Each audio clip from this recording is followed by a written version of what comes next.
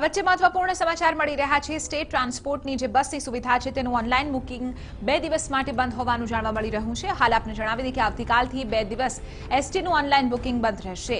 લોકરક્ષક દળની પુનઃ પરીક્ષાને કારણે ઓનલાઈન ટિકિટ નહીં મળે। રાજ્ય સરકારે એસટી વિભાગની સાઇટને બંધ કરવાનો આદેશ કર્યો છે।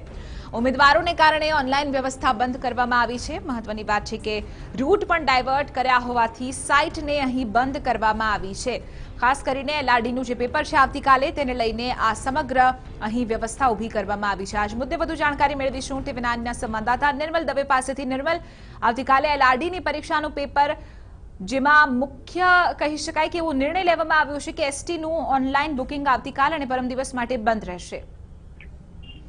ચિત્રા 2 દિવસ સુધી ઓનલાઈન ટિકિટ જો મેળવી હશે તો કોઈ પણ બસમાં મુસાફરી કરનાર મુસાફર છે તેને તકલીફ પડશે, કેમ કે જે લોંગ રૂટની બસ હતી તેના રૂટ શોર્ટ ડિસ્ટન્સ કરાયા છે।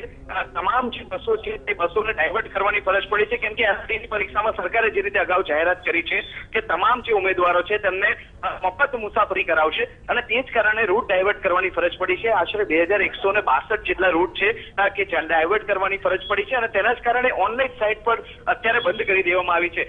આશરે 2 દિવસ સુધી આ સાઇટ બંધ રહેશે અને 2 દિવસ સુધી કોઈ પણ વ્યક્તિ ઓનલાઈન ટિકિટ મેળવી શકશે નહીં, જેના કારણે ચોક્કસથી મુસાફરોને હાલાકી પડશે। પરંતુ જે વ્યવસ્થા ઊભી કરવામાં આવી છે તે વ્યવસ્થા વિદ્યાર્થીઓની સરળતા માટે ઊભી કરવામાં આવી છે તેવો દાવો એસટી વિભાગનો છે, પરંતુ હાલ પૂરતું 2 દિવસ સુધી આ એસટી વિભાગની સાઇટ બંધ કરી દેવામાં આવી છે। બિલકુલ, આભાર નિર્મલ, સમગ્ર મામલે